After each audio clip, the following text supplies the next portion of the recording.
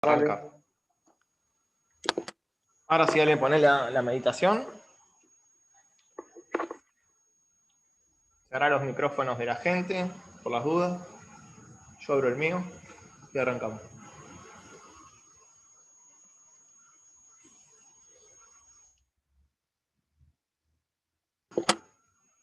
Bueno.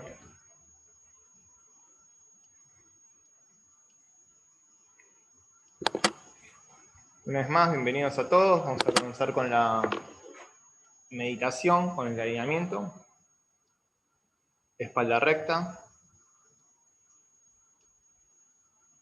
Cerramos los ojos y enfocamos la atención en el entrecejo.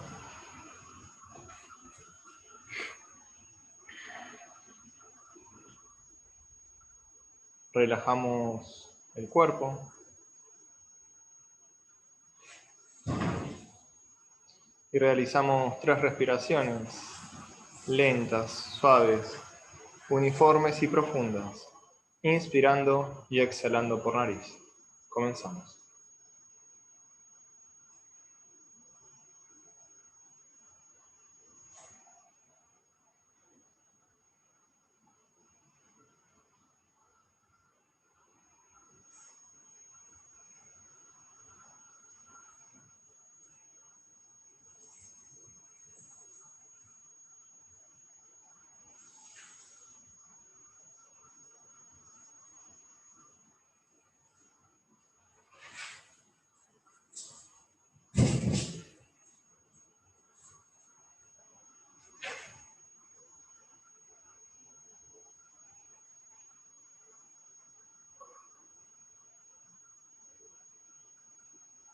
Entonamos 3 veces la palabra sagrada Om en minuto.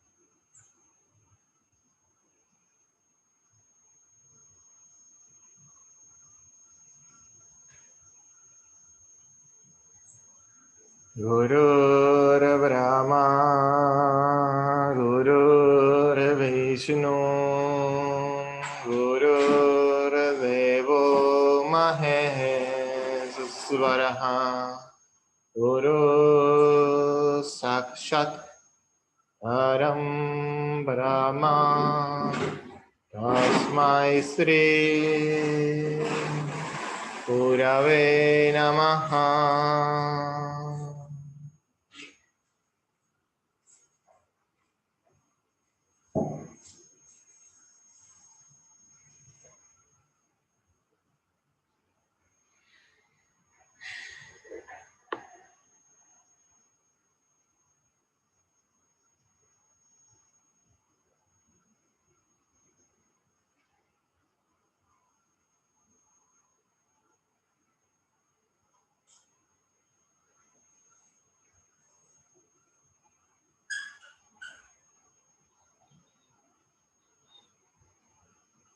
Namaskaram, master.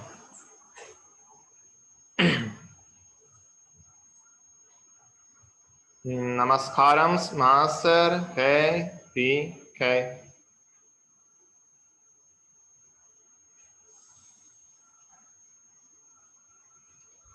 Namaskaram, master. K.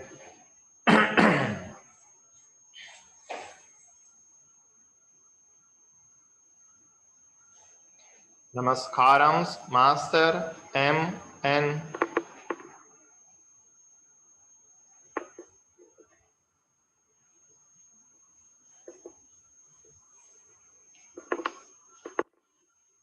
Namaskaram, master. B.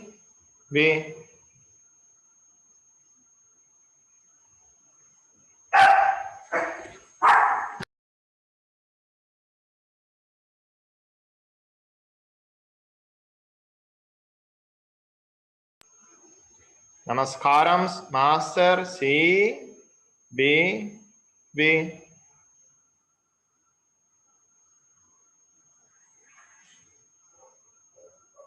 Namaskaram, master. B. To your lotus feet.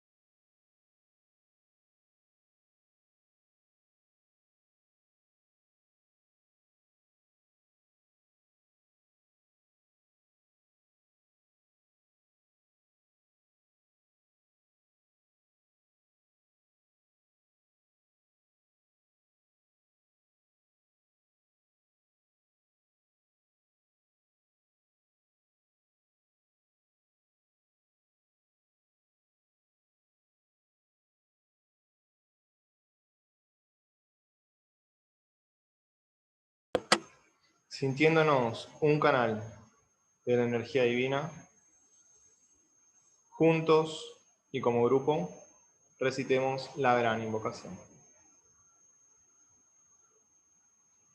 Desde el punto de luz en la mente de Dios, que afluya luz a las mentes de los hombres, que la luz descienda a la tierra. Desde el punto de amor en el corazón de Dios, que afluya amor a los corazones de los hombres, que el Señor retorne a la tierra.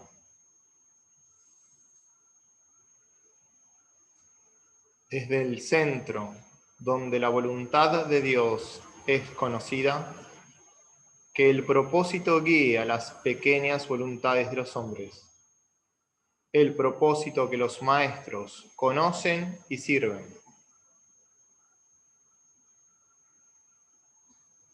Desde el centro, que llamamos la raza de los hombres, que se realice el plan de amor y de luz, y selle la puerta donde se halla el mal. Desde el avatar de síntesis que está aquí, que descienda su energía a todos los reinos y eleve la tierra hasta los reyes de la belleza. Que la luz, el amor y el poder restablezcan el plan en la tierra. Que la luz, el amor y el poder restablezcan el plan en la tierra. Que la luz, el amor y el poder restablezcan el plan en la tierra.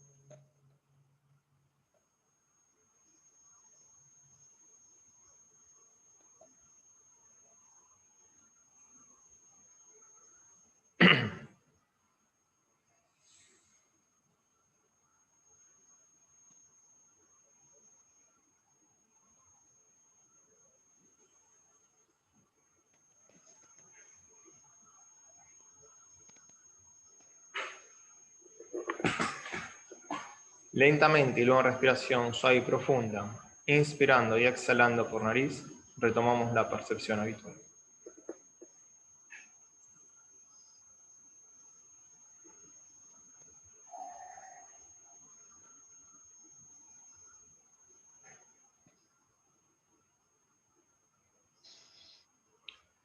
Bueno, gente, bienvenidos a los que se fueron sumando.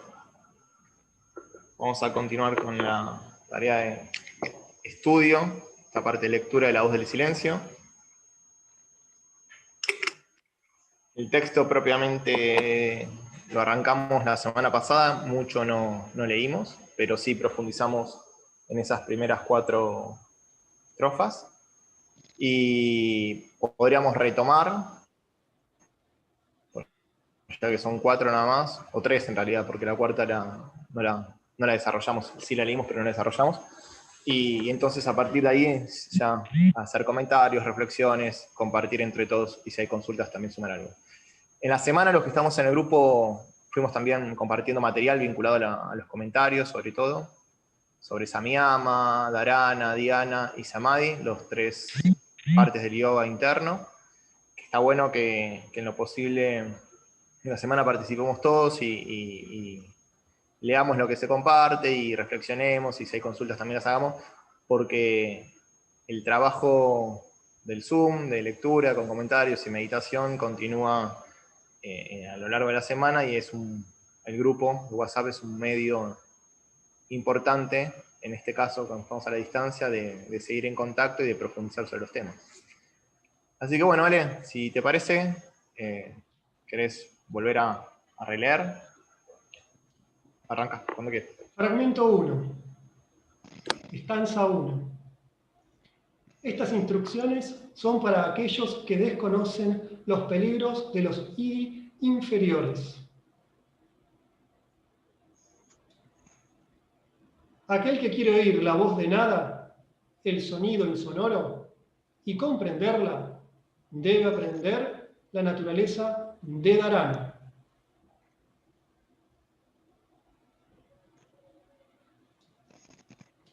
El discípulo, al hacerse indiferente a los objetos de percepción, debe buscar el raja de los sentidos, el productor del pensamiento, aquel que despierta la ilusión.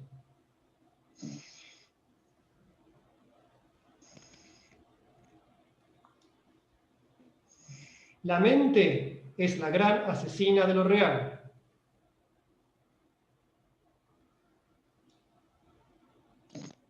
Que el discípulo mate a la asesina. Acá se podría empezar a comentar algo, por ejemplo. Sí. ¿Por qué, habíamos dicho un poco, por qué la mente es el rey de los sentidos? Vamos a verlo desde los dos lados, lado A y lado B. El lado A, la mente, dice Blavatsky, que es la asesina de lo real. ¿Por qué es esto? Porque la mente nos hace ver las cosas de una manera diferente a como existen en realidad. Por ejemplo, nosotros creemos que somos el cuerpo físico y todas nuestras acciones, todos nuestros pensamientos, todas nuestras emociones que tenemos a diario tienen la correspondencia de esta creencia. Y esta creencia de que somos el cuerpo físico nos hace ver limitados y separados de los demás. Yo me veo de forma limitada, soy este cuerpo. A Sebastián lo veo con su cuerpo, a Alejandro lo veo con otro cuerpo. Nos vemos separados. Por lo tanto, desde ese punto de vista, es la gran ilusión. Esta gran ilusión hace que la mente sea el rey de los sentidos, la matadora de lo real. Esto desde el punto de vista A. Desde el punto de vista B, también la mente nos permite construir el puente, el Antakarana, que habíamos hablado en la clase pasada, y este puente nos hace ir elevándonos tras su plano, dentro del plano mental, hasta un determinado nivel. ¿Cómo es eso? Nosotros, a través de la meditación, como habló Sebastián el otro día y lo estuvo posteando, el dharana, concentración, meditación, contemplación, samadhi, vamos construyendo a través de estos ejercicios el Antakarana. Y el Antakarana dijimos que tiene dos niveles, el Antakarana inferior y el Antakarana superior. El Antakarana inferior va desde el plano mental concreto al plano mental abstracto. Este puente, esta Antakarana, se construye con sustancia mental. Esta sustancia mental es la que todos conocemos desde hace millones de años. Es la sustancia con la que venimos trabajando encarnación tras encarnación. Sustancia mental. Este Antakarana lo podemos decir como una escalera. Cada escalón podemos decir que es un subplano dentro del plano mental. Escalón tras escalón vamos sutilizando la mente, vamos transmutándola, dominándola, controlándola, desapegándonos a través de un trabajo. Cuando llegamos al último escalón del plano mental, el próximo paso es ir al plano búdico, que es un plano a la cual nunca no lo conocemos. Se dice que es un plano para nosotros estéril, porque hasta ahora nunca hemos llegado a ese plano. Siempre estuvimos trabajando encarnación tras encarnación con la sustancia mental, con el plano mental. Entonces, llega un momento que llegamos al último escalón. Este último escalón sigue siendo el plano mental. Entonces, simbólicamente se nos dice que tenemos que saltar, que este último escalón de la escalera es como que llegamos a un precipicio. ¿Quién salta de ese precipicio? Y hay dos maneras de saltar en un precipicio. O sos un loco que saltás porque no tenés lógica, tu mente no funciona a través de la lógica, así como en la locura uno puede saltar, o hay otra forma de saltar. Cuando uno sigue el discípulo, tiene a un maestro, ama a su maestro, tiene plena confianza en su maestro y se entrega a su maestro. Y el maestro te dice, salta. En ese caso, uno construye la segunda parte de Kantakarana, que ya no es con sustancia mental. Es un nuevo fuego, una sustancia más luminosa, que hasta ahora no la había construido, que el discípulo no lo conocía. Entonces, cuando uno llega al último escalón,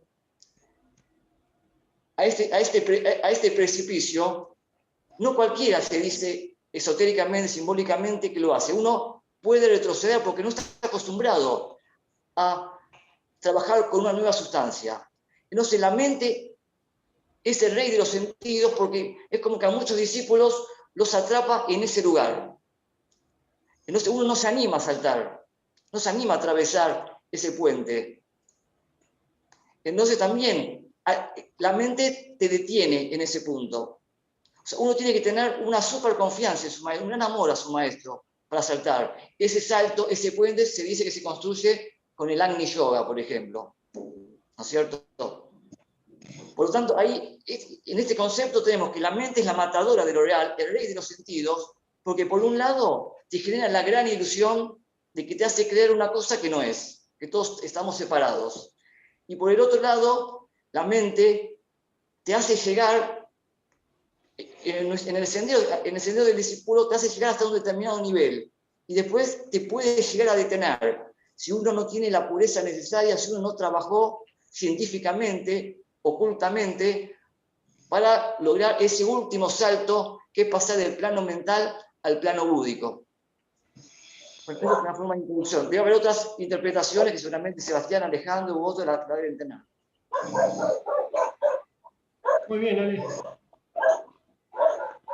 Yo quería sumar algo otra o complementar lo que dijo Ale, que está muy bien, como para enriquecernos un poco la reflexión.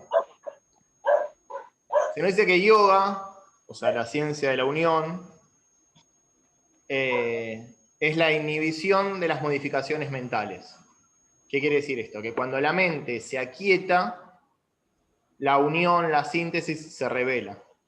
Esa síntesis, esa unión es lo que entendemos por lo real. O sea, es aquello que no muta, que no está sujeto al tiempo, que no tiene principio, no tiene fin. Es la base y lo único existente. La base de todo lo que aparentemente toma forma y lo único existente. La mente, cuando emerge, genera la ilusión.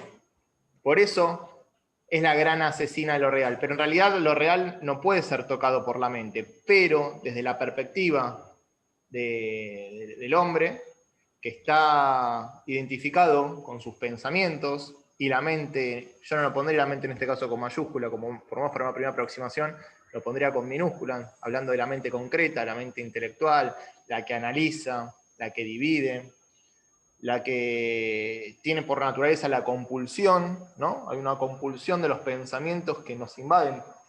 Difícilmente podemos dejar de pensar. Estamos tan identificados con el patrón mental que se está todo el tiempo recreando aún inconscientemente. Hay programas en esa mente inconsciente que están ejecutándose, generando causas, interpretando sensaciones, manifestando, por lo tanto, al generar esas causas, atrayendo efectos que son causas para nuevos patrones que en realidad no son nuevos, son viejos porque los programas se reiteran, tienden a repetirse. Entonces, esa mente,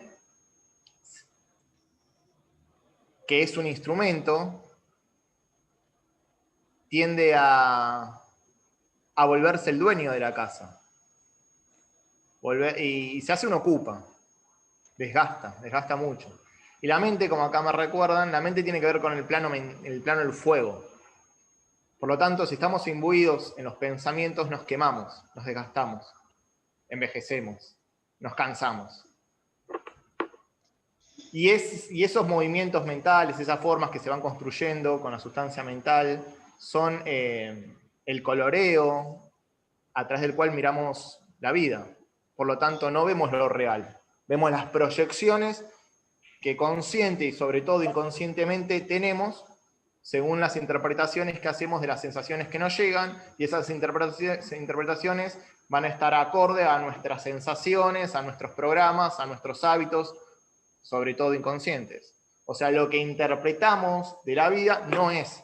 Por eso asesina lo real, y asesina lo real en tiempo y espacio. Nunca lo real puede ser manchado por la mente.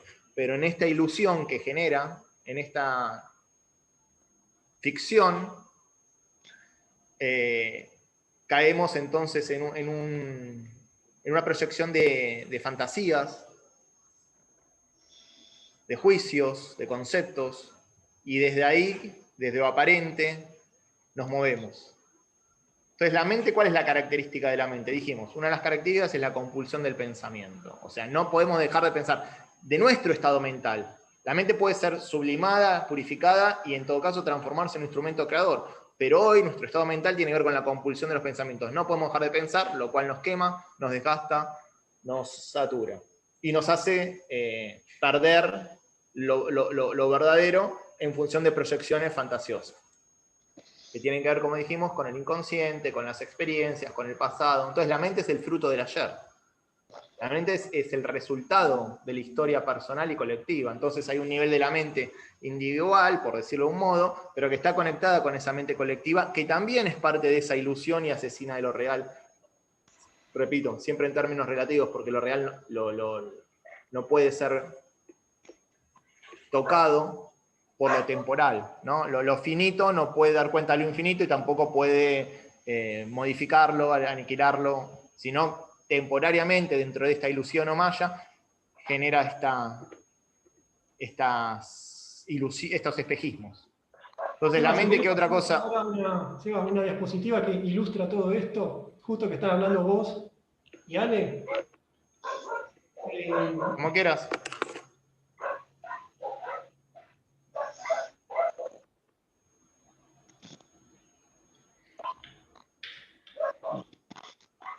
Y justamente es el tema de la mente en el yoga, ¿no? Que es lo que habló Ale y lo que estuviste hablando vos, Eva, que es simplemente para ilustrar un poco los conceptos.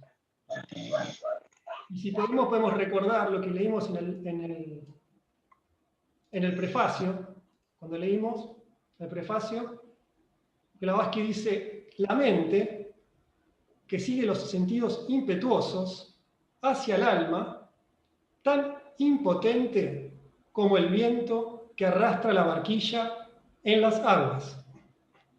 Esto lo habíamos leído, como decíamos, en el prefacio. Y esto lo que ilustra, acá está ilustrado, bueno, una ilustración, a veces las imágenes nos ayudan como amuleto, pero bueno, va a dar la sensación de lo que se quiere lograr con este tema del aquietamiento de la mente, ¿no?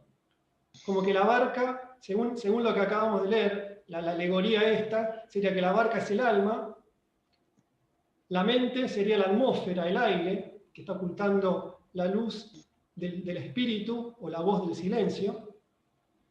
El agua son nuestras pasiones, los sentimientos que están agitados, y abajo la tierra, que sería lo denso, no se ve porque está todo oscurecido por unos sentimientos revueltos, el aire o la mente que agita a los sentimientos y viceversa, y el alma que está a la deriva en un mar de olas de sentimientos y de pensamientos sin ningún rumbo específico.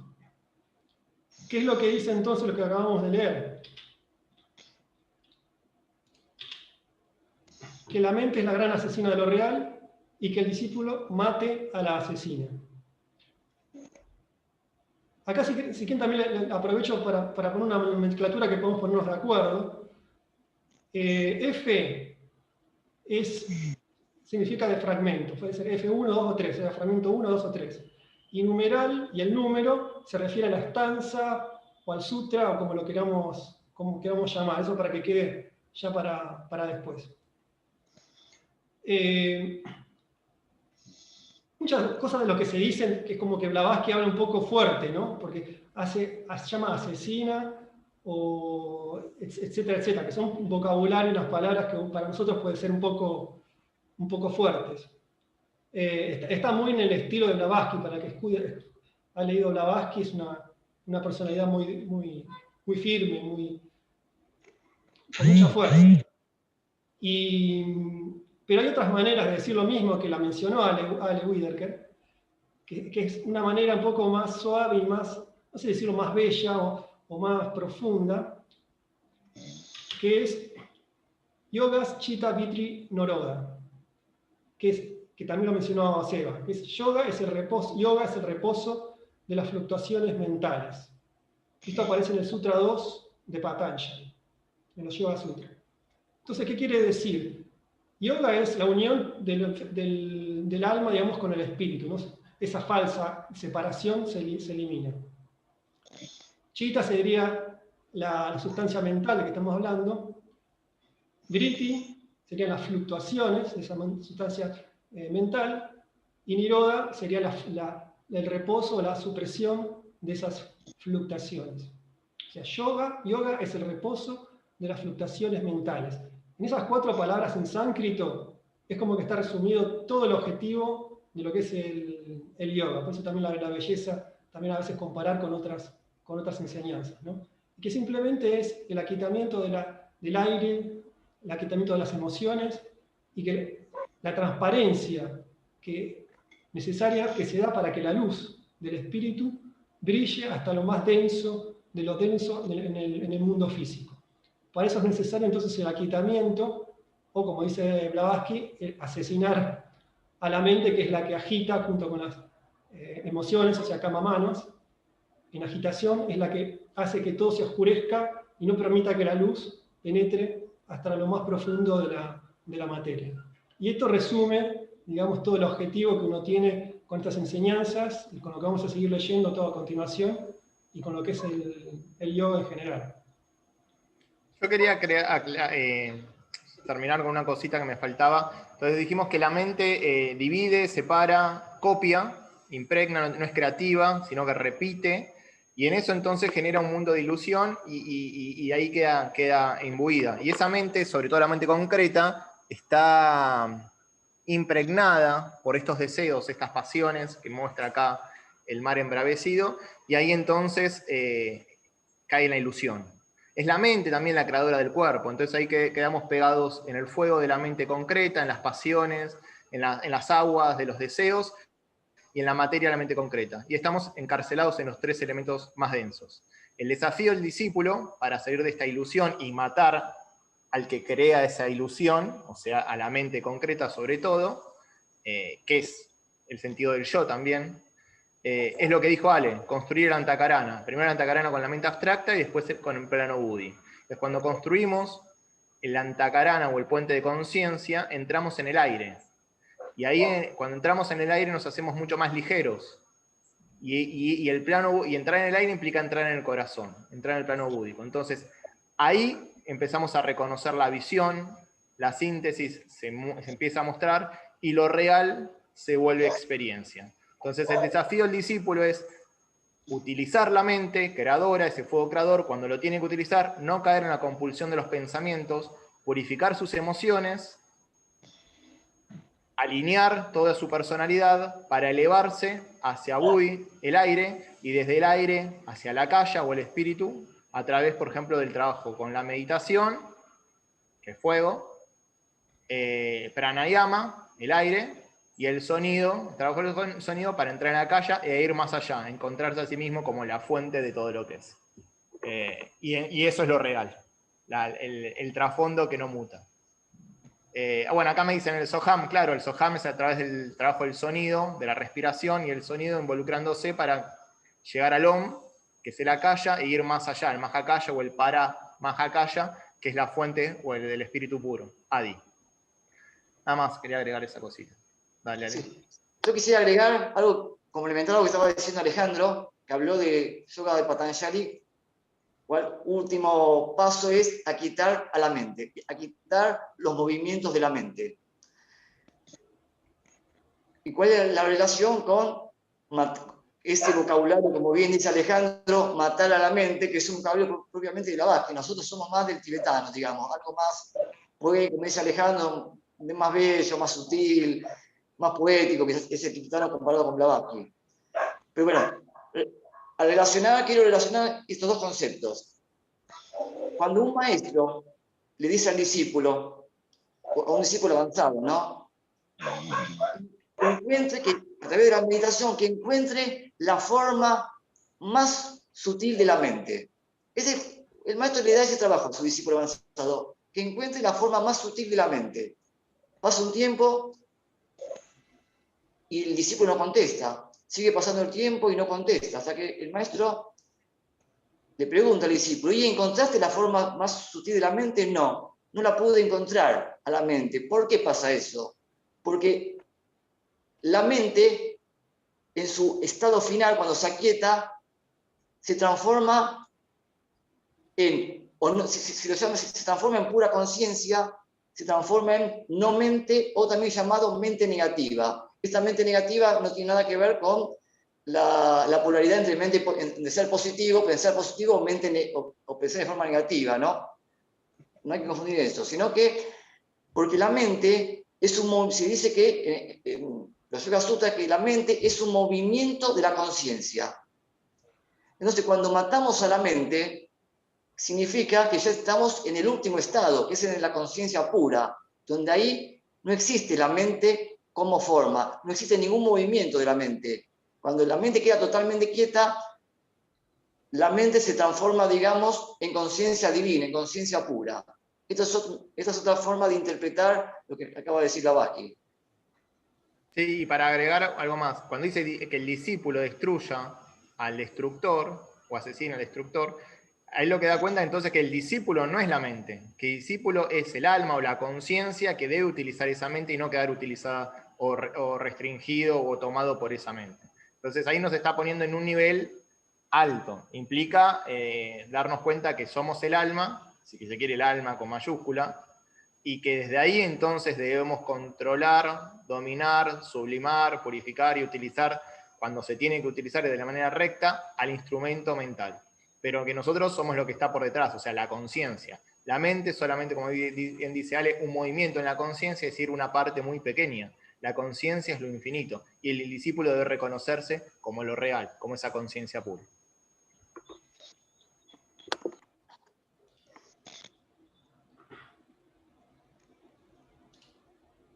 ¿Seguimos? Bueno, que el discípulo mate al asesino, ya que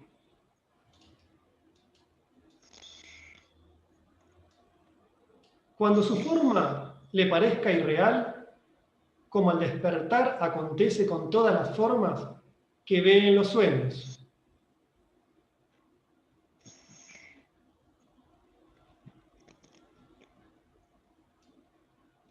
Cuando haya cesado de oír los numerosos sonidos, podrá discernir al uno, el sonido interno, que mata al externo.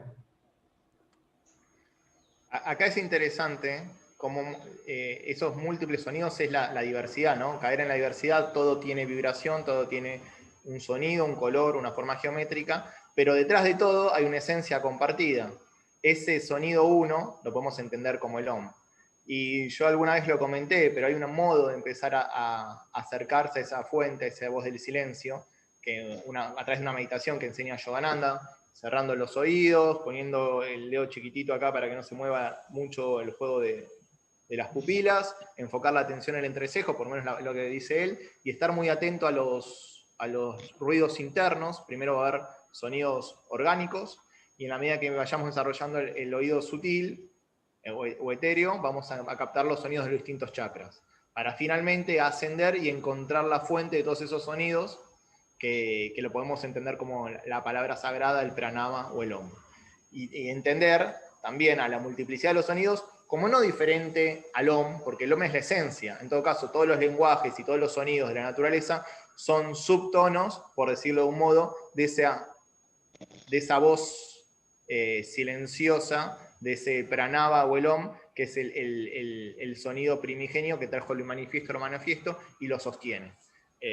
También hay que entender eso, y toda la práctica, por lo tanto, de la importancia de la práctica del silencio, físico, emocional y mental, del correcto uso de la palabra, del correcto uso de la precisión del lenguaje, son todos la veracidad, ser veraz y ser además dulce, propone la enseñanza, o sea, es todo un desafío, porque en esa inofensividad está la clave de entrar en esa fuente, esa base en común, que es el sonido uno.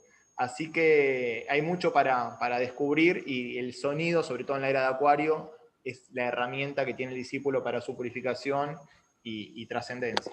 Acá hay alguien que comenta algo, hay que considerar las traducciones, digo que quizás es la palabra más cercana. Sí, puede ser. Con respecto acá arriba lo decía. Interesante que Blavatsky habla de matar a la asesina, no de reprimirla, negarla. Es un símbolo, es un símbolo. Matar Sí, al asesino es un inglés, símbolo. digo, en inglés la palabra que se usa no es murder, que generalmente murder es asesino en inglés, sino que Blavatsky usa la palabra slay, S-L-A-Y, que es un poquito incluso más sangrienta que murder.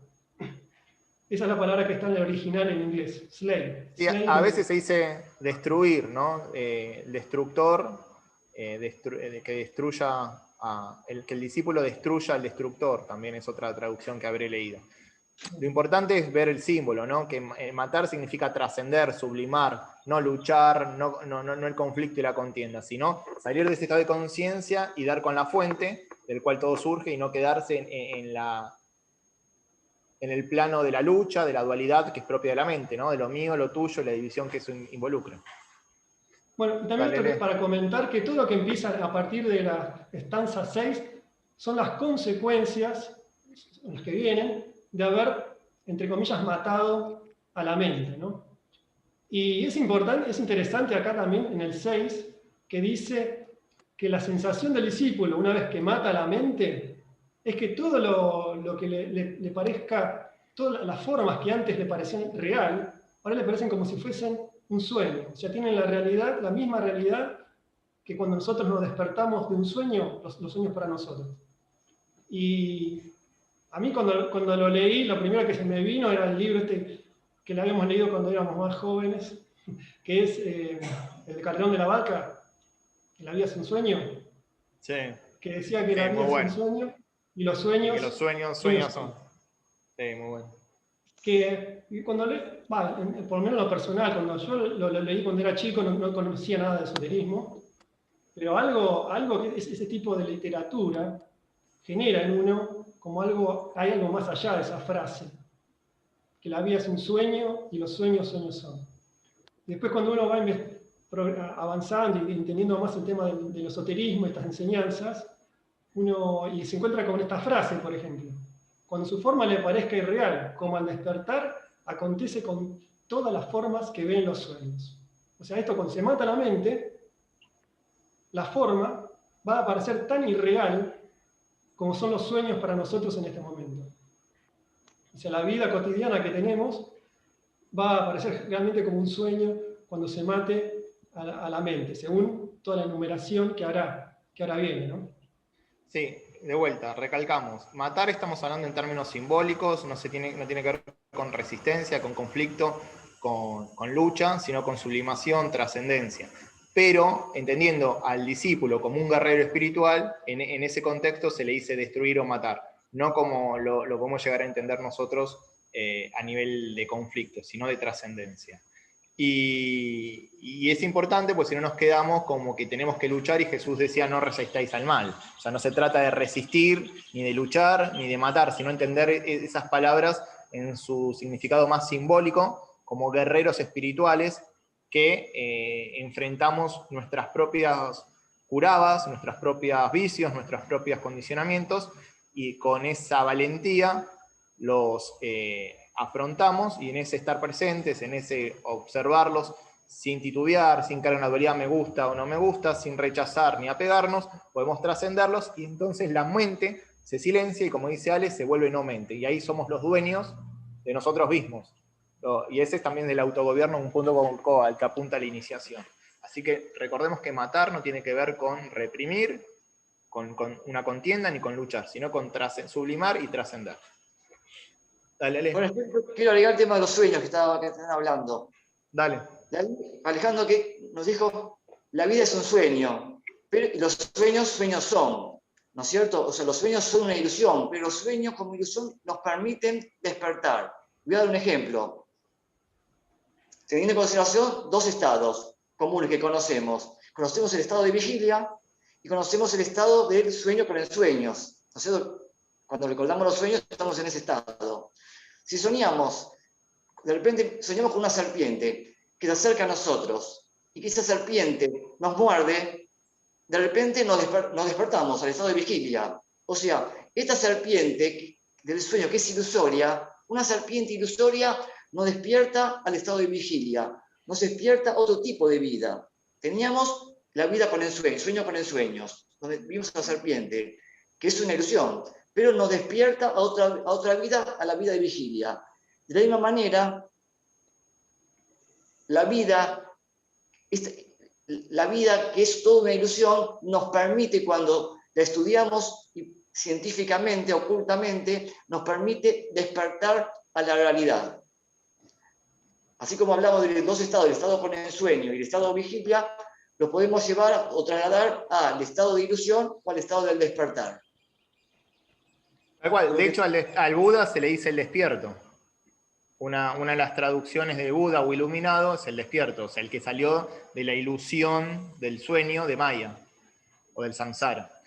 De hecho, en yoga vasista, sí, Ale, comenta vos. Para seguir ilustrando con distintos ejemplos que calan hondo en el arte, por ejemplo, la misma película Matrix, que no sé si, supongo que la habrán visto la mayoría, juega con un tema muy similar a esto. O sea, como que en la Matrix todo lo que viven las personas es irreal.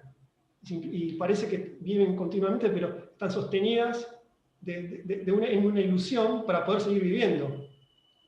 Pero no es real todo lo que les acontece. O sea, este concepto es profundo y se toma consciente o inconscientemente en muchas obras literarias, de arte, y hay muchas maneras de abarcar este tema de considerar a la vida, vigilia, que como conocemos como que es algo irreal, como que es un sueño. Constantemente se trata mucho. Sí, de hecho hasta tiene su correspondencia con la alegoría de la caverna, ¿no? Creyendo que la realidad son sombras, y finalmente el esclavo rompe sus cadenas, trepa sobre la caverna y descubre la realidad del mundo al ver el sol cara a cara. También podría entenderse como salir de su estado de ignorancia y descubrir la verdad. O sea, hay muchos modos en que se relata esto, y una de ellas, como bien se dice, es el sueño.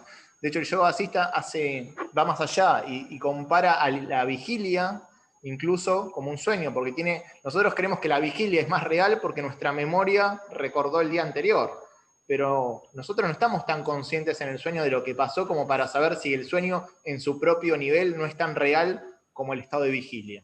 Nosotros desde el estado de vigilia consideramos al sueño como fantasía, pero cuando estamos en el sueño, la vigilia, si lo podemos ver, sería tan ilusorio como para nosotros cuando estamos en vigilia el sueño. Entonces, ¿por qué no considerar estos que llamamos vigilia o sueño hasta como equivalentes?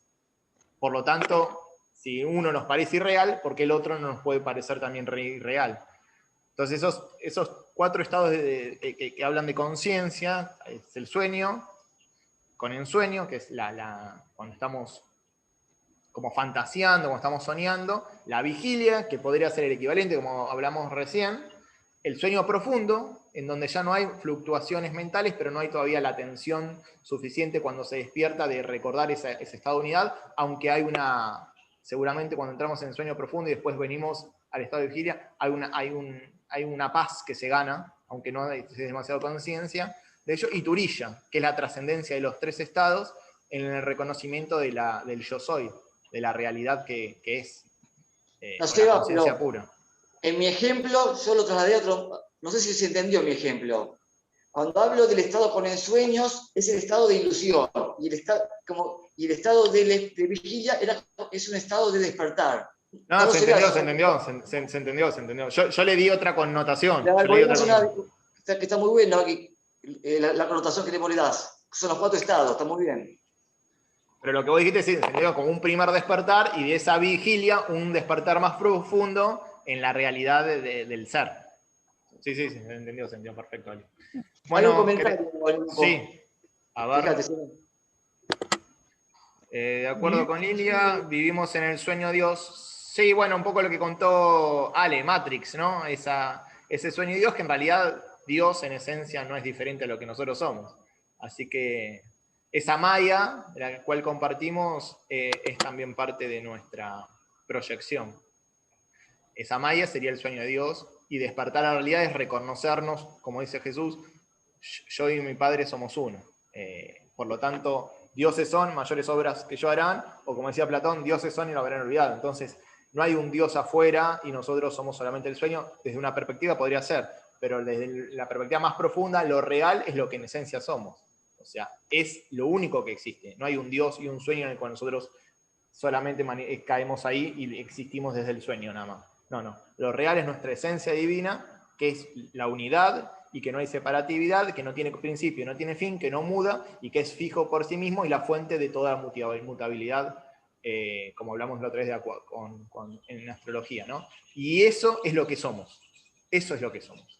Esa seidad, el el ser, es lo que somos. Cuando descubrimos eso, la ilusión desaparece. Mientras tanto, podemos hablar del sueño de Dios como metáfora, o de sueños dentro de sueños. Hay una película, ¿no? Que esta también la recomendó Kumar para ver esto que estamos hablando. Esa que trabaja DiCaprio, ¿se acuerdan? Que entraban en un sueño y después entraban en un sueño más profundo, que era causa del sueño anterior, y modificando en uno afectaba al otro. Bueno, un poco de eso tiene que ver también con los planos y con el origen. Ahí está. Bueno, es ir hasta el origen, también conocer lo real.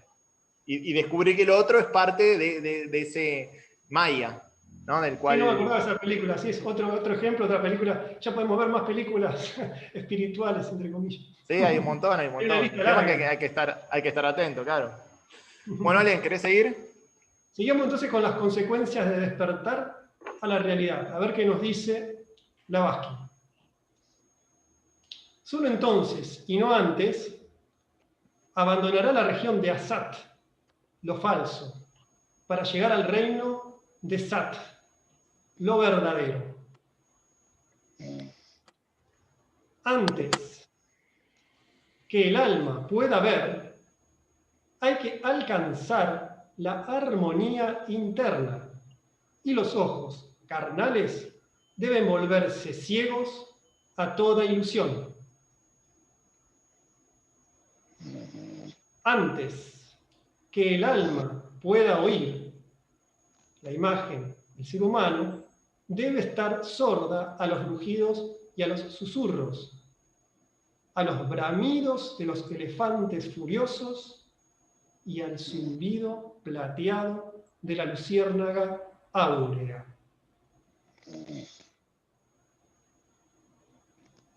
Acá sí que se puso poético, ¿eh? Sí. Yo quisiera agregar simplemente, está hablando de el ver y el oír. Quizás los voy a distraer un poquito con lo que voy a decir, pero es importante que lo sepamos. Así como en el ver se habla de 3 ojos, 2 ojos físicos y el tercer ojo, muchos no saben que esotéricamente se dice que también tenemos 3 oídos. Los 2 oídos que conocemos, los 2 oídos físicos, y se dice que así como hay un tercer ojo, hay un tercer oído. Y ese tercer oído se encuentra en la zona del centro laríngeo. Vieron que uno se dice que el discípulo o el maestro debe oír en los planos superiores, y lo que oye lo vuelca, lo exterioriza a través de la palabra. Bueno, en ese centro laringio, el discípulo o el maestro escucha y habla. O sea, al escuchar es el centro del silencio y del habla al mismo tiempo. Eso esotéricamente se dice que es así, y no está eso muy claro en los libros esotéricos. Así que lo propongo como un tema de investigación. Sí, tal Sí, cual, lo porque el otro que sonido tiene sí. su aspecto negativo y su aspecto positivo. O sea, negativo en cuanto a recepción y positivo en cuanto a omisión. Por lo tanto, en el chakra laringio está vinculado a la apertura al oído interno, es decir, a captar información de los planos sutiles, para Esa después vos lo dijiste bien, Seba, sí. emitirlo, si se quiere a través de la palabra creadora, y bajarlo al plano denso, y entonces ahí volverse co-creador en los tres mundos. Así que sí, está muy bien lo que vos planteás. Yo también lo veo así. ¿Ale? Otra manera que también se plantea, que acá cuando habla de ver y oír y comprender, que lo acabo de resaltar, algunos también lo relacionan con los siddhis. O sea, justamente los siddhis o poderes psíquicos, que significa de poder ver y oír en los planos superiores y cerrar los sentidos a los planos más densos o planos inferiores. O sea que de alguna manera acá está describiendo algunos de los siddhis que se obtienen después de haber silenciado o aquietado las modificaciones de la mente.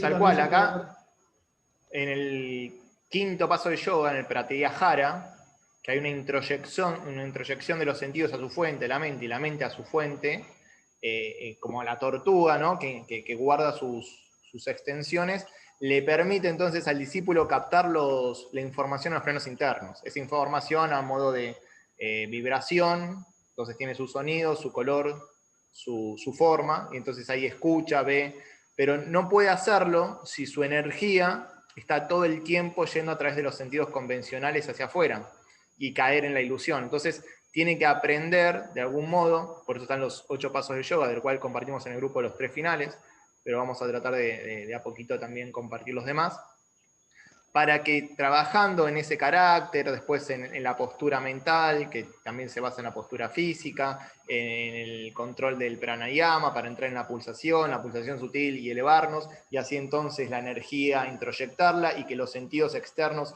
o los teléfonos de los sentidos externos quede como, entre comillas, muertos, para así escuchar las voces internas. Todo eso tiene que desarrollar el discípulo, y para eso los ruidos, los zumbidos, los colores, las cuestiones que lo fascinan del mundo de la forma, que es la irreal, porque tiene comienzo, tiene fin, está mutando todo el tiempo, tiene que dejar de atraerlo, y en ese no atraerlo en ese no ir hacia afuera, puede empezar a desarrollar su mente subjetiva.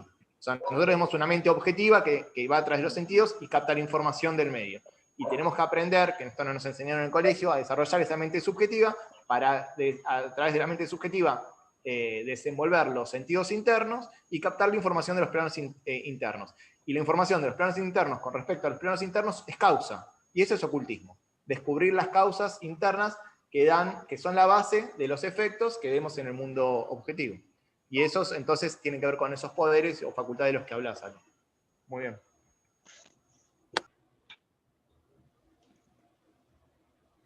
Antes que el alma pueda comprender y recordar, debe haberse unido al hablante silencioso, así como la forma sobre la cual se plasma la arcilla, al principio está unida a la mente del alfarero. Esto también tiene un montón, si uno quiere hablar de este sutra, es impresionante, con la información condensada que tiene, ¿no? Léelo de vuelta, Comprender Leo. sería otro de los siddhis. Otro de los siddhis es comprender en los planos internos. ¿Y cómo se dice que se comprende? Sería uniéndose al hablante silencioso, que lo podríamos de alguna manera por ahí traducir como el espíritu.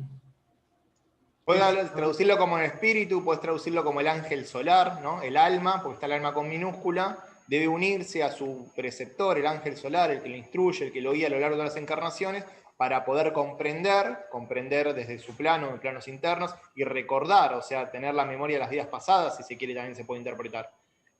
Y bueno, desde un punto de vista más elevado, como dijiste, espíritu o la mónada. Así que hay distintos niveles de aproximación. Y ese comprender tiene que ver no con el comprender intelectual, sino más con el búdico, ¿no? Donde la información se revela completa. Esa visión de la que habla el tibetano, o esa síntesis o intuición. Así que sí, hay mucho para hablar. Pero bueno, yo no quiero tampoco hablar 2 horas en cada sutra, si Sí, el no, libro pero lo terminamos en 4 así años. Así como la forma sobre la cual se plasma la arcilla, al principio está unida a la mente del alfarero. O sea, acá la metáfora es que inicialmente el alma está unida a su creador. O sea, el alma y su creador son lo mismo. Que acá lo ejemplifica como la idea de la arcilla y el alfarero. Esa idea, cuando se manifiesta, adquiere forma. Pero inicialmente, al principio, como es acá, al principio, esa alma está unida a la mente del que la creó, al hablante silencioso.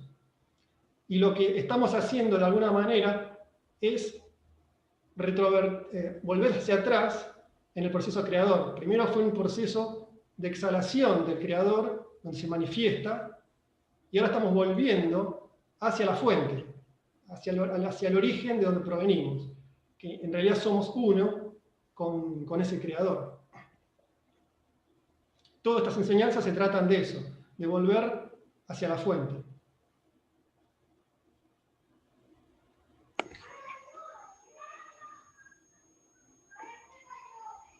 Entonces el alma oirá y recordará. Entonces al oído interno le hablará la voz del silencio, diciéndole. Antes también podríamos mencionar, esto también tiene mucho implicado, ¿no? Recordar. Quiere decir que en realidad, si uno habla para recordar, quiere decir que el alma ya lo sabe todo. Lo que pasa es que tiene que, de alguna manera, se olvidó y tiene que recordar. O sea, hay mucho en filosofía tradicional que habla de este tema de recordar también, ¿no? Que en realidad no es que no sabemos todo, pero estamos olvidados en estas manifestaciones, como que hay un velo que nos oculta o nos hace olvidar nuestro origen. Y también muchas veces la enseñanza nos dice que en realidad el objetivo final es recordar nuestro origen. Simplemente el trabajo es eso, nuestro origen, de dónde provenimos. Por eso también es interesante la palabra recordar que aparece en el Sutra 12. Sí, hay muchos mitos de cuando el alma encarna, que bebe de un lago donde pierde la memoria, o que el ángel te pone, cuando vas a encarnar, en los labios su dedo, y tiene que ver también con eso que tenemos arriba del labio, que nos hace olvidar nuestra fuente. Hay un montón de mitos, y Platón también, no me acuerdo de la palabra exacta que le da Platón a esto, tiene una palabra técnica que tiene que ver con lo que vos decís, que más que un aprender, es un recordar.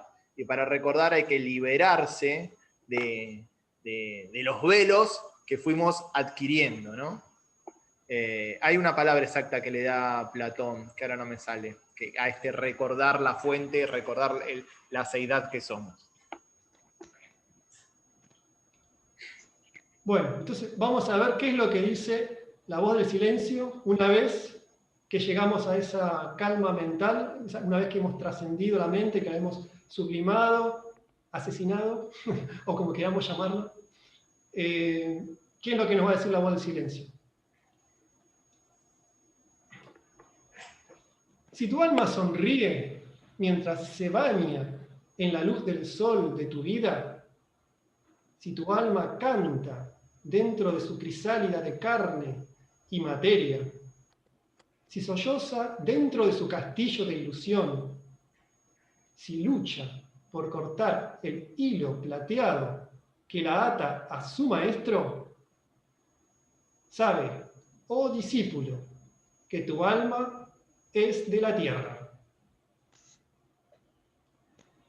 Es de la tierra significa que todavía Voy a dar una interpretación que se dice que significa esto que está diciendo Blavatsky. Puede haber otras, aclaro. Una interpretación es que cuando Blavatsky dice es de la tierra, significa que todavía las cosas de la personalidad te distraen. Todavía esa polaridad, ese antagonismo entre el placer y el dolor, todavía uno está identificado, por lo tanto te distrae. Por lo tanto, uno es de la tierra todavía, uno no es del cielo. Uno es del cielo justamente cuando uno se ha desapegado totalmente, lo ha transmutado, lo ha trascendido, y uno, hay un refrán que dice, no me acuerdo cómo era, Seba, vos te debes acordar, no soy de la tierra y vivo en el cielo. ¿Te acuerdas cómo es? ¿Cómo se dice? No, con los pies en la tierra y los ojos en el cielo, ¿querés decir? Sí, algo así. Pero en esta interpretación, cuando se dice que sos hijo de la tierra, es porque estamos todavía atrapados. Ahí me parece que está bueno algo que aclara Kumar, que dice que el hombre es el alma, o Nara, y cuando se reviste con los 5 elementos y queda aprisionado en la forma, se transforma en humano, en humus. Es el ser humano apegado a sus vehículos, a sus envolturas, y entonces ahí queda condicionado por el mundo objetivo, por los 3 mundos de evolución humana. Lo único que me llama acá la atención es que dice, si tu alma sonríe mientras se baña en la luz del sol de tu vida, y vida yo lo pondría con minúscula acá, no, Sí, porque es sí, la vida separada, ¿no? La vida de la existencia Exactamente, mundana. claro, es eso. En esa interpretación que yo doy es lo que vos estás diciendo, Seba. Todavía uno Por se está... eso. Acá puso vida con mayúscula, y la vida con mayúscula yo le doy otra connotación. Para mí acá es vida con minúscula, en el sentido que es la vida de la existencia mundana, donde uno queda Así es. pegado y volvemos y volvemos y volvemos por reencarnación. Exactamente, sí. Y desde ahí entonces tu alma, o sea, el alma, la esencia del ser que somos, temporalmente está atada a los elementos, y entendiendo los elementos, sobre todo la tierra, como el cuerpo físico, ¿no? Nuestra mayor apego, que esto lo dicen todos los maestros, es al cuerpo físico, lo más denso. Eso también lo podemos, al principio parece como contradictoria, como si está contenta, va a ser algo que esté mal. Y en realidad es cuando, si no, imaginemos la situación de que alguien, cuando uno se siente conforme con la vida, que está bien, que no siente conflicto, por ahí, quizás, muchas veces eso es un impedimento para acceder, avanzar en los temas espirituales. Es como si uno estuviese adormecido. O sea, esto de que se baña la luz de su vida con minúscula, canta en la crisálida de carne, o sea, mientras que está encarnada, no siente ningún problema, es como que queda adormecida en este mundo del sensorio. Generalmente, cuando nace el discípulo, o cuando alguien se empieza a caminar hacia la senda espiritual, cuando empiezan a tener conflictos internos, cuando ya esa alma no se siente cómoda ni feliz en este mundo de carne y mundo físico denso. Ahí es recién cuando empieza a caminar en el sendero espiritual, mientras que esté, como dice acá, bañándose en la luz del sol contenta, en la carne, y dentro de su castillo de ilusión esté cómoda, esa alma va a seguir siendo de la tierra, como dijo Ana. Tal cual, de hecho hasta lo podemos relacionar con el tema del sueño, ¿no? ¿Cuándo te despertás? ¿Cuando estás en un sueño plácido o cuando tenés una pesadilla? Seguramente es más cuando estás en un sueño plácido, hasta a mí me pasó, no sé si les pasó a ustedes, que medio que te despertás y querés volverte a dormir porque te gustaba lo que estabas soñando, ¿no? Y cuando estás en una pesadilla, de repente se corta todo y te despertás en un exabrupto y desaparece la ilusión. Bueno, y no querés es eso. volver a dormir, ¿no? Y no querés volver a dormir. Si vos estás disfrutando de los sentidos, del apego a la digamos, del apego que trae la materia, y disfrutando de eso, es una etapa evolutiva muy válida, muy válida. De hecho, esa etapa se tiene que agotar para poder trascenderse, porque si no va a quedar siempre el deseo, esa carencia por buscar esa satisfacción a través de los sentidos, y cuando eso se agote por sí mismo, por demostrarnos, por vivencia directa, que es impermanente, Que no te satisface. que no satisface, en esa insatisfacción entonces hay una reversión y una búsqueda de algo más real. y es parte del proceso, ¿no? Es como una maduración, no todas las frutas maduran al mismo momento. Bueno, esta insatisfacción del mundo te hace buscar algo más permanente. Bueno, mientras que estés muy contento, muy disfrutando del mundo o buscando satisfacer tus deseos a través de lo mundano, evidentemente estás en la etapa que tenés que seguir experimentando la materia y por eso tu alma está atada al mundo, ¿no? A la materia, A la tierra. a la tierra. Eso es, en un momento conseguiremos por experiencia, por vivencia, por agotamiento del aprendizaje, hacer como dice Jesús, estar en la tierra, pero sin ser de la tierra. Bueno, mientras que por ahora estamos en la tierra y somos de la tierra. Entre comillas, Vale, somos, ¿no? ahí va los comentarios, fíjense, a ver. A ver. Espera que se abra. Renunciar a todos los placeres, dice. En realidad, lo que se enseña en el yoga no es renunciar a los placeres, sino, no sé, la palabra a veces puede ser un poco, que se entiende mal, indiferente. O sea, el yogi no renuncia a las sensaciones, sino que no es arrastrado por las sensaciones. Tiene todas las sensaciones de placer o de dolor, y de la misma manera transcurre el placer como el dolor. No los evita, pero tiene la capacidad de transcurrirlos de manera, entre comillas, equilibrada. Sí. Claro. Acá dice, en lo físico decimos, en su área de confort, debe ser que puso, ¿no? Apegado a la materia, cuerpo y planeta lucha para desencarnar. Sí, bueno, mientras que encontremos confort, satisfacción en el mundo, está muy bien, es la experiencia que tenemos que atravesar, y después eventualmente eso se colmará y ya la conciencia interna buscará otra experiencia más permanente. Recordemos que la evolución en tiempo y espacio es desde una prisión pequeña a espacios cada vez más amplios, pero también tienen su horizonte de limitación. Eventualmente, cuando se trasciende la ilusión por completo y nos despertamos, nos damos cuenta de que nunca hubo prisión y que no hay horizonte ni restricción. Pero mientras tanto, en tiempo y espacio, la conciencia va ganando punto de vista y va expandiendo sus horizontes. Después dice, entonces hay que adoptar una actitud de espiritualidad extrema, porque el nivel de inconsciencia y sueño es extremo. Yo diría que lo que tenemos que tratar de ganar es atención. Atención, como dice Krishnamurti, renovación de la atención de instante en instante, vivir en el presente, y al vivir en el presente estamos conectados con la conciencia. Si nosotros estamos alineados al presente, estamos liberados del sueño del conflicto, del me gusta y no me gusta.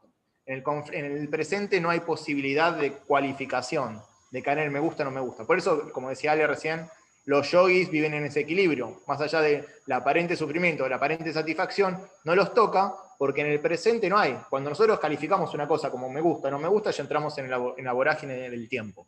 Y en el presente hay trascendencia de esa dualidad. Por eso estar de atento de instante en instante, lo planteaba Krishnamurti, esa Agni Yoga o serena expectación que también cuenta Anglada, es una herramienta sumamente importante para la trascendencia de la mente. La mente no está atenta. La mente lo que hace es generar formas, que es proyectar el pasado al presente, ¿no? Esas formas mentales es un modo de proyectar el pasado al presente. Cuando estamos atentos no hay mente.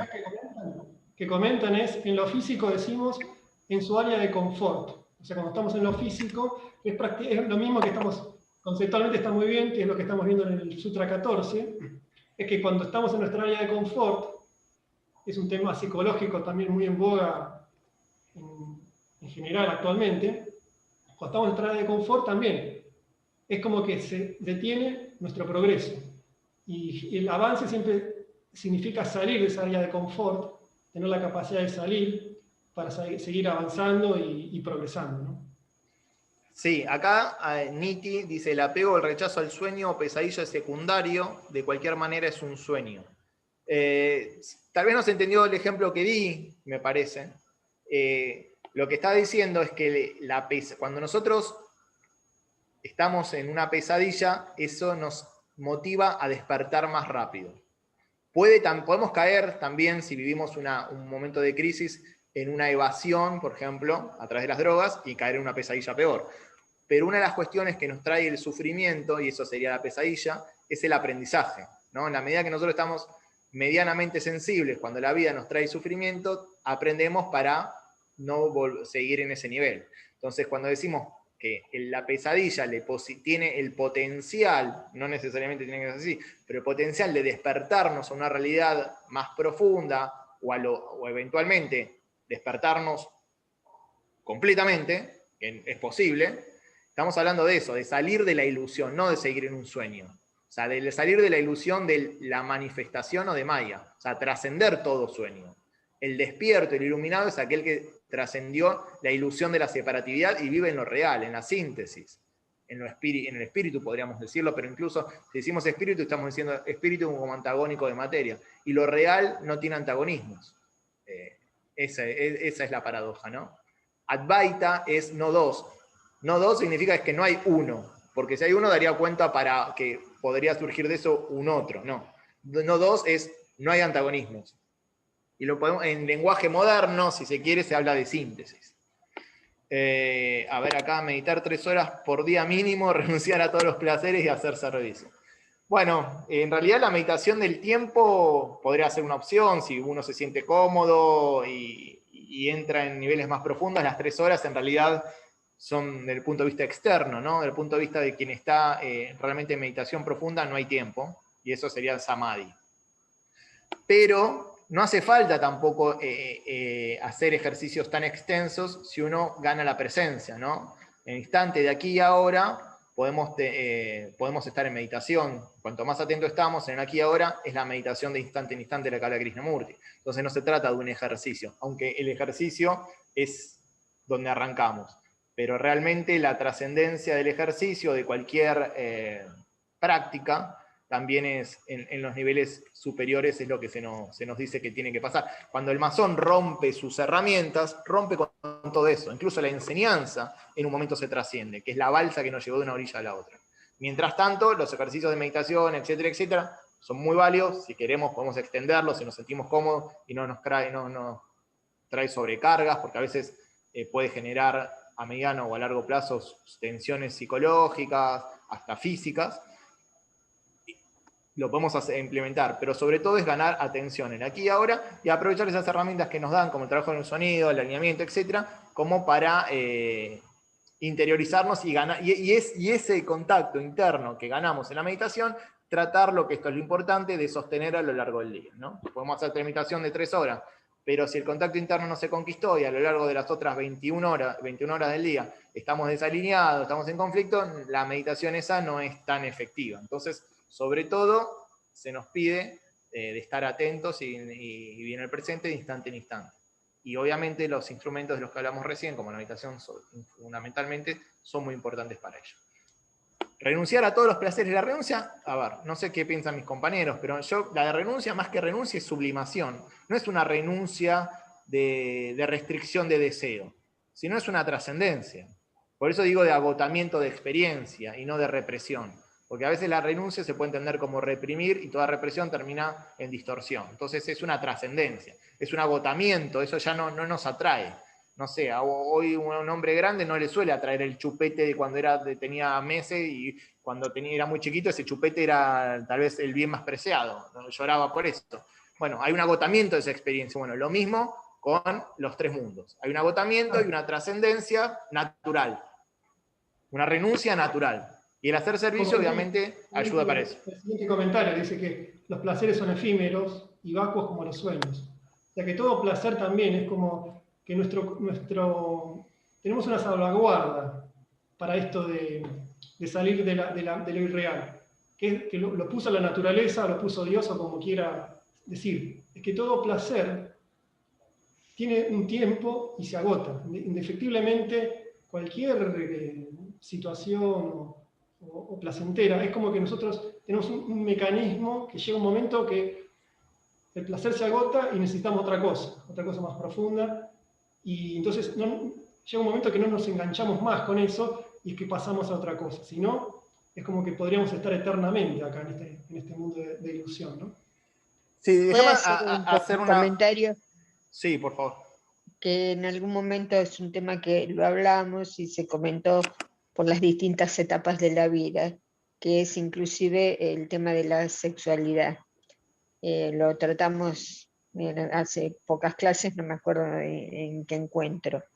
Y más allá de, yo no me refería a tomar los tiempos por lo hormonal, sino por ahí en un momento donde estás a pleno con hormonalmente y en atracción con una pareja, pero creo que el trabajo de la espiritualidad, el trabajo de la meditación, te va, más allá de que sea un momento, por eso digo, muy, muy fuerte hormonalmente, pero te va cambiando el camino de la libido como el camino de los distintos, de los placeres, porque uno va elevándose de una manera que eso ya deja de ser atractivo, por más que no sé si va siendo como una dominación al cuerpo, y hablo no cuando pasan los años, por ahí la edad que uno ya tiene, sino cuando está en pleno apogeo de distintos deseos.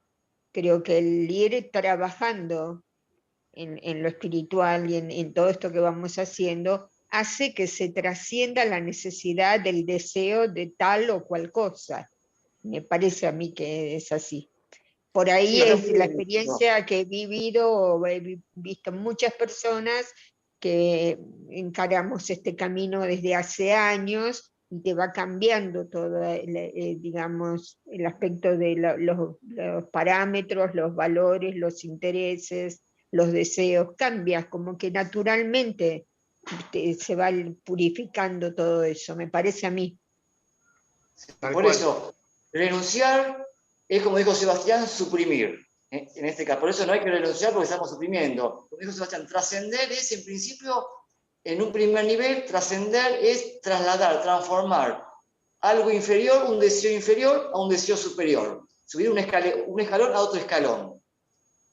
Después, eso al principio lo hacemos con el ejercicio de la voluntad.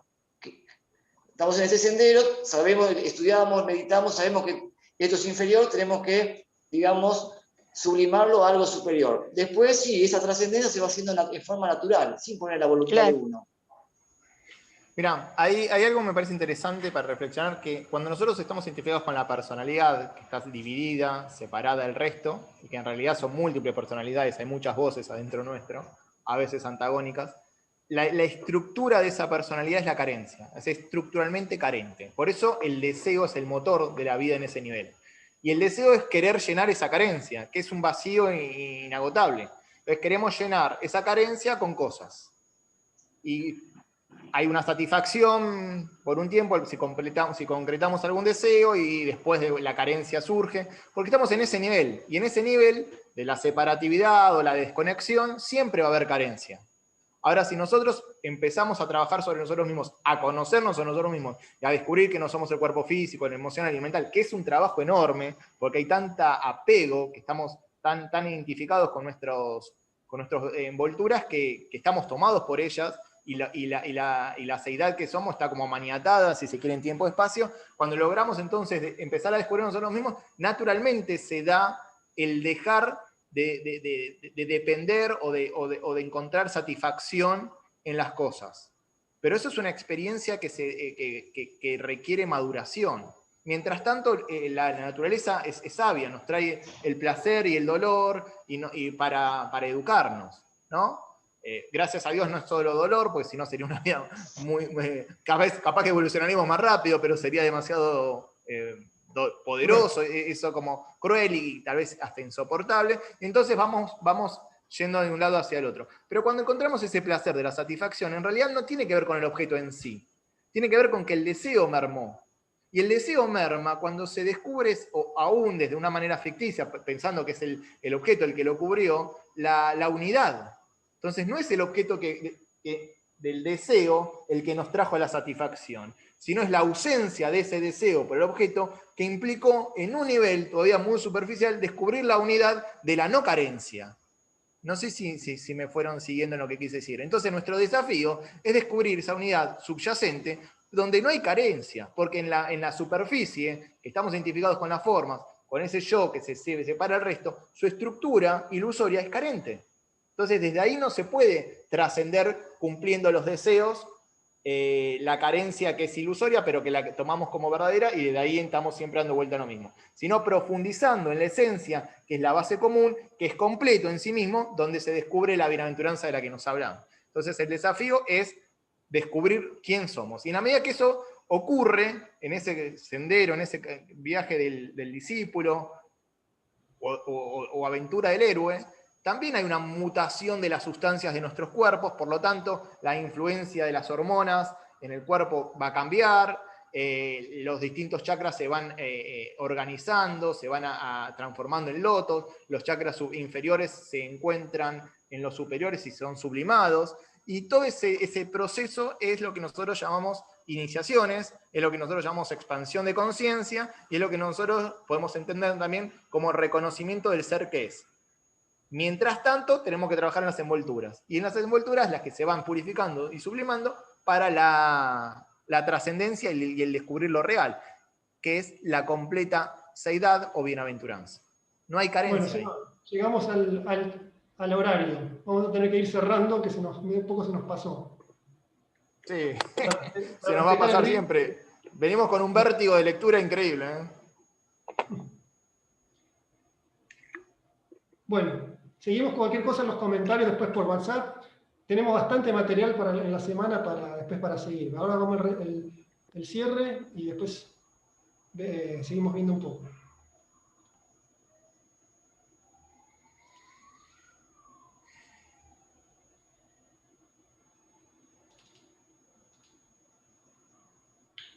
Bueno, no sé cuánto demoraremos en leer el libro, pero que vamos a tratar de profundizar y aprender, que es lo importante. Vamos a hacer. Bueno, gente, hacemos el cierre. Espalda recta. Aflojamos las tensiones del cuerpo.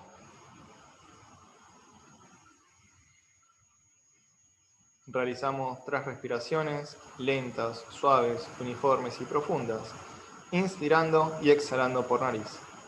Comenzamos.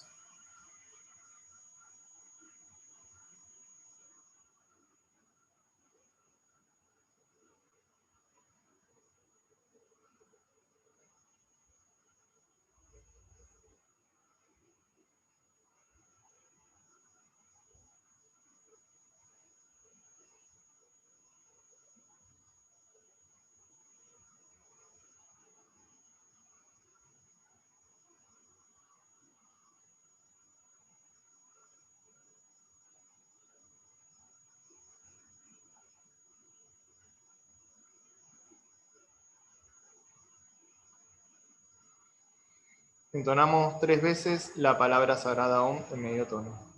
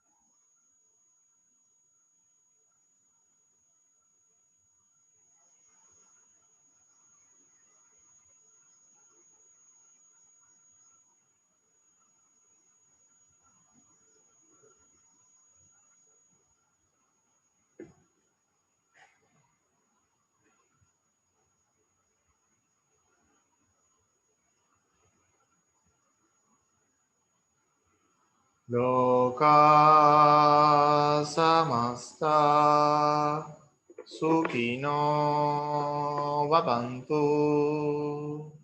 Loka samasta Sukino Bhavantu. Loka samasta Sukino Bhavantu.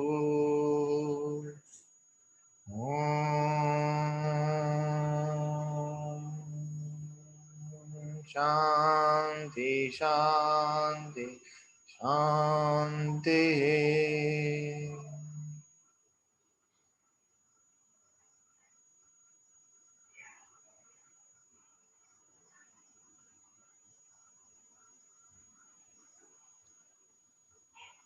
Lentamente, y una respiración suave y profunda, inspirando y exhalando por nariz, retomamos la percepción habitual.